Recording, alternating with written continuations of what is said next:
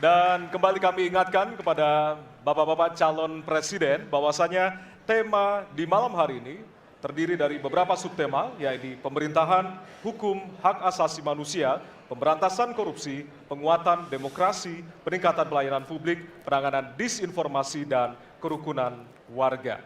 Untuk itu, kesempatan pertama akan diberikan kepada calon presiden nomor urut 2 untuk bertanya kepada calon presiden nomor urut 1. Waktu Bapak 1 menit dimulai dari sekarang. Mas Anies pernah jadi gubernur 5 tahun di DKI. Anggaran DKI setahun sekitar 80 T. Jumlah penduduk Indonesia DKI 10 juta kira-kira kurang lebih. APBD Jawa Barat 35 T, jumlah penduduknya 50 juta, 5 kali DKI. Tetapi selama Mas Anies mimpin, sering sekali DKI menerima indeks polusi tertinggi di dunia. Bagaimana dengan anggaran 80 T, Pak Anies sebagai gubernur tidak dapat berbuat sesuatu yang berarti untuk mengurangi polusi? Terima kasih. Waktunya masih ada, Bapak? Sudah cukup? Baik, kita akan lanjutkan pada calon presiden nomor urut 1. Kami beri kesempatan untuk menjawab pertanyaan selama 2 menit, dimulai dari sekarang. Pak Prabowo, terima kasih atas pertanyaan yang bagus, tetapi kurang akurat. Saya akan jelaskan, Pak. Ketika satu daerah mengatakan di tempat kami tidak ada COVID, di tempat kami COVID banyak, lalu yang tidak ada COVID kami tanya, kenapa tidak ada COVID? Nah, kami nggak punya alat testing, Pak. Karena tidak punya alat testing, maka tidak ada COVID.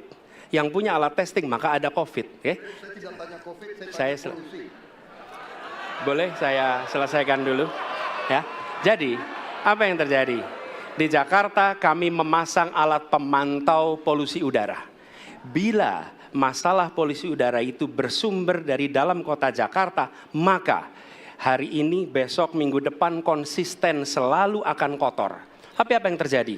Ada hari di mana kita bersih, ada hari di mana kita kotor. Ada masa minggu pagi, Jagakarsa sangat kotor. Apa yang terjadi? Polusi udara tak punya KTP. Angin tak ada KTP-nya. Angin itu bergerak dari sana sini.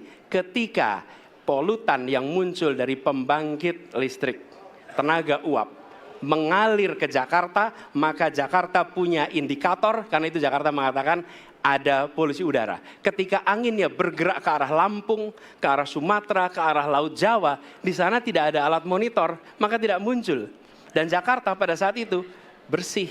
Kalau problemnya dari dalam kota saja, maka konsisten tiap waktu. Ya, kita punya masalah polusi. Karena itu kita kerjakan dengan apa? Kita lakukan, Pak. 1, dengan pengendalian emisi dari kendaraan bermotor. Dan pengujian emisi sekarang wajib. Yang kedua, elektrifikasi kendaraan umum. Yang ketiga, konversi kendaraan umum. Dan dulu yang naik kendaraan umum hanya 350.000 per hari, sekarang 1 juta per hari. Jadi itu kita kerjakan untuk menangani soal polusi di Jakarta. Baik. Masih ada waktu, Bapak? Cukup? Ya. Kami persilakan kepada calon presiden nomor urut 2 untuk kemudian menanggapi jawaban dari calon presiden nomor urut 1. Waktu Bapak 1 menit dimulai dari sekarang.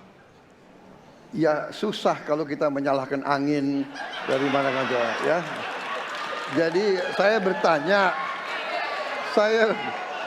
bertanya dengan anggaran segitu besar, jumlah penduduk, ya, langkah-langkah yang bisa dilakukan untuk dengan real dalam 5 tahun mengurangi polusi, juga di mana rakyat Jakarta begitu banyak yang mengalami sakit pernafasan.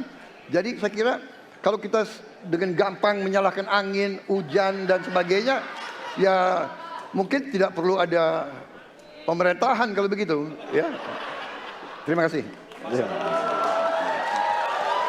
Masih ada waktu? Akan menambahkan? Cukup. Cukup. Baik, selanjutnya kami berikan kesempatan kepada calon presiden nomor urut 1 untuk menanggapi tanggapan dari calon presiden nomor urut 2. Waktunya 1 menit dimulai dari sekarang. Ya, inilah bedanya yang berbicara pakai data, yang berbicara pakai fiksi. Okay? Ini pakai data. Jadi ketika ditunjukkan, ya memang ada sumber polutan dari dalam kota. Tapi kalau sumber polutan itu hanya dari dalam kota, maka Pak pakai logika sederhana sekali. Jumlah motor dari hari ke hari sama, jumlah mobil dari hari ke hari sama. Maka harusnya angka polusinya sama setiap waktu, betul tidak? Tapi jumlah motor sama, jumlah mobil sama, ada kita sangat polusi. Ada sisi sangat tidak polusi. Nanti kalau perlu saya kirimkan gambar satelitnya kepada Bapak. Supaya Bapak bisa menyaksikan. Dan inilah mengapa kita mengambil langkah itu pakai ilmu pengetahuan, pakai data, dan menggunakan saintis untuk terlibat.